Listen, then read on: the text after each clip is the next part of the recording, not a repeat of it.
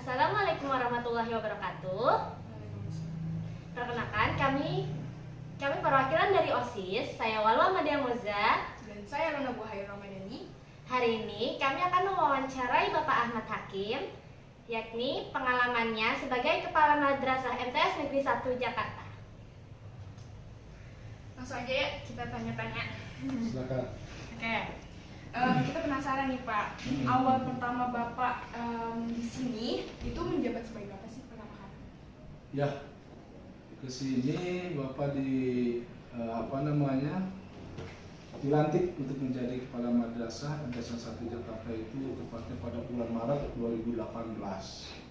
Ya, sebelumnya Bapak menjabat jabatan yang sama, yaitu Kepala Madrasah, tapi untuk MTSN 34 Jakarta Timur. Nah, di sana selama 4 tahun, memang aturan Bapak dimutasi ke MTSN 1 sejak itu. Ya sebelumnya ini mungkin satker yang kedua ya, atau Bapak menduduki sebagai Kepala Madrasah adalah yang kedua. Ya sebelumnya Bapak di MTSN 27 Joglo, Jakarta Barat. Ya selain dulu juga menyandang sebagai Wakil Kepala Madrasah bidang kurikulum, ya, yang sudah bertahun-tahun menjadi wakil gitu ya, menjadi bidang kurikulum, bidang kesiswaan dan seterusnya ya. Gitu. Bahkan pada saat itu tidak hanya mengajar, Bapak juga di siang hari, sore hari terutama itu juga turut juga mengajar sebagai dosen tidak tetap ya di UIN Syarif Hidayatullah Jakarta di Fakultas Pariwisata di jurusan atau prodi matematika. Dan malamnya itu Bapak juga mengajar di Universitas Pamulang. Nah, itu Bapak mengajar di sana ngambil jam malam untuk ya shift eksekutif juga untuk hari Sabtu. Sama di Universitas Pamulang di Fakultas MIPA ya di prodi matematika. Jadi banyak sebenarnya kerjanya gitu ya. Jadi sebelum kesini ini sebagai Kepala Madrasah MTS 1 juga ya, artinya selain juga di sekolah juga di perguruan tinggi. Jadi pas sudah di sini, pas sudah menjabat sebagai kepala sekolah, karena membutuhkan konsentrasi ya pekerjaan cukup lumayan banyak, kita tidak bisa ini sehingga waktu tersedot habis untuk di sekolah, ya perguruan tinggi ini ditinggalkan. Jadi fokus untuk memimpin madrasah, ya. Karena itu lagi beban kerjanya cukup banyak. Saya kira itu, ya. Berarti Bapak ini mobilitas horizontal ya? Ya bisa gitu ya, bisa gitu ya. Keren. Ya karena kita punya ilmu dulu waktu kuliah S2-nya total itu beasiswa Kementerian Agama.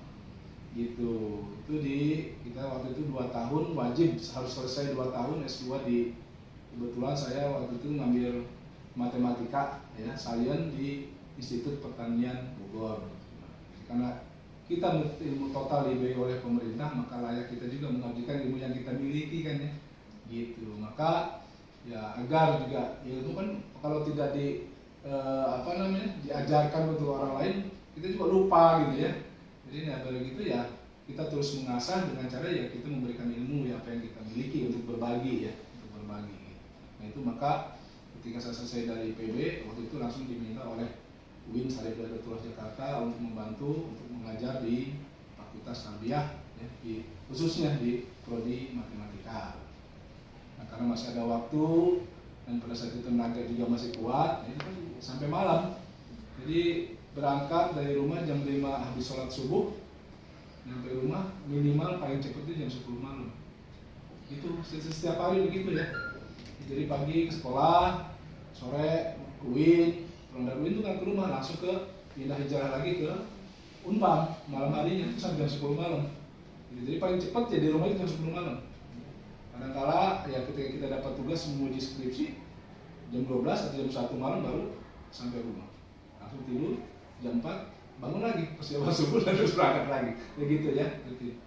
Ya sekarang sih fokus di sini saja ya. Tapi ketika dulu di MTSN 34 separuh waktu 2 tahun saya masih mengajar ya, masih mengajar di Unpam gitu ya. Nah, ini baru 1 tahun ini baru cuti ya, cuti Jadi tidak mengajar karena tuntutan pekerjaan yang harusnya kita fokus di satu bidang. Ya. Keren. Iya. Ternyata memang pekerja keras itu membuahkan hasil, guys. Tidak hanya kerja keras, Iya. tapi harus cerdas. Iya. Ya. Biar tidak capek ya, jadi harus kerja cerdas. Iya. Ya, gitu. Dan Oke. ini jadi harus juga memotivasi ya adik-adik yang masih di kelas berapa sekarang? 9. Nah, kelas 9 ya, terus memacu diri ya gitu ya. Kita bersaing dengan yang lain gitu.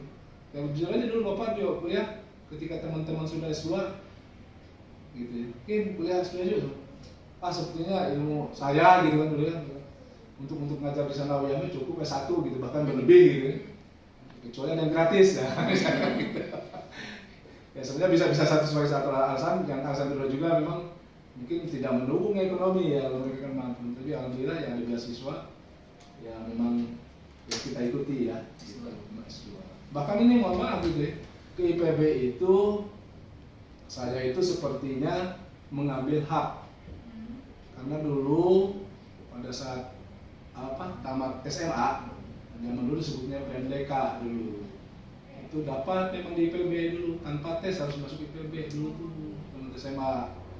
Ya, cuma karena dulu pembiayaan atau orang tua ya nggak mampu, karena kebetulan pada saat itu ada dua orang kakak sedang kuliah di Jakarta, andaikan satu lagi kuliah di Bogor, tentu banyak biaya yang harus dikeluarkan, kosnya ada seterusnya. Alhasil ya dulu yang tinggal duduk saja di IPB tidak saya ambil ya, karena lagi faktor biaya gitu kan, orang tua dulu hanya PNS gitu ya, kalau ada 3 orang yang kuliah kan cukup biaya, sehingga memutuskan ngambil kuliah di IAIN Jakarta, di UIN. Jadi ketika mengajar di UIN sesungguhnya ya balik lagi ke lobis pertama ya gitu ya, kita mengabdi ke sekolah alma mater kan gitu ya.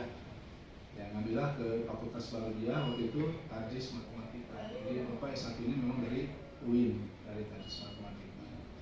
Nah pada waktu itu 2006 ketika ada Kementerian Agama menggelontorkan ada program mencerdaskan barangkali untuk guru-guru mengkuliahkan guru-guru S2 di perguruan tinggi ternama di Indonesia.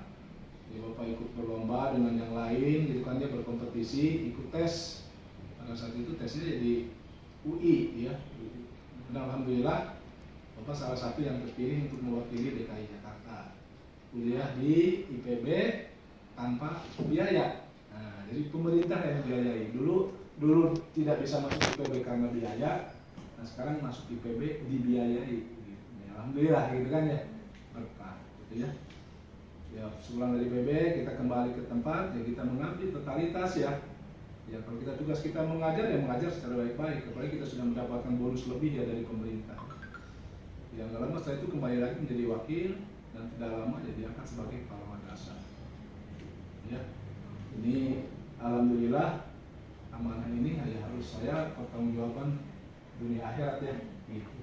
Ya sama kementerian ya kita harus sebagaimana harus bisa ya artinya paling tidak memberikan hasil yang memuaskan ya.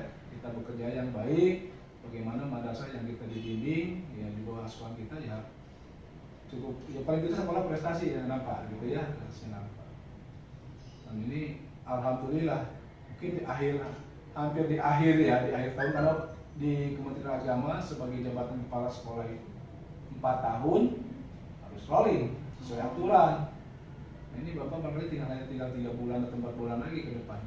Kalau sesuai aturan ya mungkin harus rolling ya gitu ya. Nah ini kemarin alhamdulillah nih ada hadiah gitu ya di akhir tahun 2021 ya, yang ini kebetulan yang mencari termasuk yang mengikuti lomba ya. Nah alhamdulillah menorehkan juga prestasi, ada yang emas, ada yang perak, ada yang perunggu ya, alhamdulillah. Artinya buah kita pembinaan kemarin yang bekerja sama dengan lembaga lain ya, walaupun KSM tujuan kemarin ya kita belum ya, tetapi di event yang lain alhamdulillah kita sudah menorehkan prestasi. Dan mudah-mudahan ini cikal bakal yang terus motivasi, semangat ya, tidak hanya di sini ya. Ya karena ini yang penting tinggal beberapa bulan lagi ya. Bulan ini 1 bulan lagi masuk semester 2, tinggal mungkin sampai 4 bulan saja keluar. Nah, nanti lulus, Dan nanti tetap sama dimanapun kita tetap harus berkiprah berprestasi. Ya, kita sangat senang ketika kita mendengar nanti alumni MTSN 1 di SMA ini, SMK ini ya, prestasinya menonjol. Kita terus senang. Ya, apalagi sudah terdengar nanti alumni MTSN 1 jadi pejabat ini, pejabat gitu kan ya, gitu ya. Kita senang ini guru-guru aja seperti itu. Kalau guru-guru tetap guru-guru aja, gitu guru. Nah, tapi putra putrinya, siswa-siswinya, ya nanti ada jadi pacamat, bupati, kan gubernur, kan ya, atau pejabat lain. Ya kalau perlu sih dari madrasah jadi presiden. Amin. Ya dari presiden ya. Gitu. Iya, saya kira gitu. Iya. Nah, harus memotivasi juga ya namanya. Sangat memotivasi sekali pengalamannya. Sekarang kita lanjut ya. Dari visi misi Bapak Hakim sendiri ini apa pada saat ingin menjabat kepala madrasah? Iya. Nah, kebetulan ketika saya kesini kan visi misi, terutamanya memang harus menguatkan itu dulu, kita bekerja ya, kuatkan dulu visi misinya. Nah, saya ngambil ke sini, kita kan posisi madrasah kita itu di tengah perkotaan, di kawasan elit Kemang gitu ya. Semua orang tahu kalau berbicara Kemang, kelasnya lingkungan elit. Nah, kebetulan madrasah kita juga posisinya di posisi Kemang, posisi elit, yang harus menyesuaikan ya, baik sarkas dan tulisnya. Maka saya mengambil visi di sini unggul, berkarakter dan berwawasan global. Ternyata ini semuanya menarik. Unggul itu bukan berarti outputnya unggul, tetapi pelayanannya juga harus unggul. Jadi gurunya unggul, gitu ya, TU-TU-nya unggul, siswanya juga unggul. Gitu. Harus unggul di berbagai bidang, baik nanti bidang. Contoh juga nanti prestasi akademik harus unggul, non akademik juga harus unggul. Ini kayaknya walaupun baru 4 tahun visi misi kita ini udah hampir dapat nih unggulnya ya. Di bidang non akademik karisamanya sudah nasional tingkatannya ya, silatnya juga sudah nasional. Nah, kemarin di bidang akademik ya kan ya, juga dapat meraih emas, perak, juga tingkatan nasional. Artinya hampir visi kita sudah hampir tercapai ya. Ya mudah-mudahan ke depan terus semua di bidang itu ya kita selalu unggul. Jadi selain unggul prestasi outputnya, semua juga kita unggul dalam pelayanan, guru-gurunya unggul, semuanya unggul. Berkarakter, itu wajib, apalagi madrasah ya, muslimat kita memang begitu ya, harus berkarakter. Karakter di sini perkuat karakter keagamaan bersamanya. Harus beda dong madrasah siswa madrasah dengan siswa non madrasah, harus beda ya. Kita harus punya nilai plus, karakter madrasah harus kuat dan berwawasan global. Ya, kita pasti itu, lagi yang sekarang ya, harus mereka IT, ya kan ya. Gitu, semua dunia ada dalam genggaman. Ya. Nah, kalau kita tidak memiliki apa, ini ya kalau tidak memiliki itu kita kayak apa gitu kan ya. Nah, sekarang memang harus ya beradaptasi dengan keadaan kekinian. Apalagi sekarang ya harus tanpa HP, tanpa alat komunikasi akan terkungkung gitu ya. Ini sekarang apa-apa pun gampang. Dulu zaman bapak mohon maaf nyari buku aja gitu ya, harus gantungan di bis kota, nyari buku di tumpukan gerobak di Senen. Sekarang mau buku apapun tinggal klik aja di Google. Google kan gitu ya. Materi ini tetet langsung ada. Serba mudah gitu sekarang ini, serba mudah. Ya lagi-lagi mohon maaf ya, dengan media komunikasi ini kita juga memang harus bijak. Segala sesuatu pasti ada plus minusnya. Gitu ya. Harus bijak. Nah, ini orang madrasah harus memperlihatkan halayak umum yang madrasah beda dengan yang lain. Ya, alat komunikasi sangat penting dan kita ngambil hal-hal yang positif. Baik Bapak, terima kasih. Oke guys, gimana hasil dari wawancara kita hari ini? Cukup menginspirasi dan memotivasi kalian kan? Banget. Sekian wawancara kami hari ini. Terima kasih. Mohon maaf jika ada kesalahan kata. Wassalamualaikum warahmatullahi wabarakatuh. Waalaikumsalam.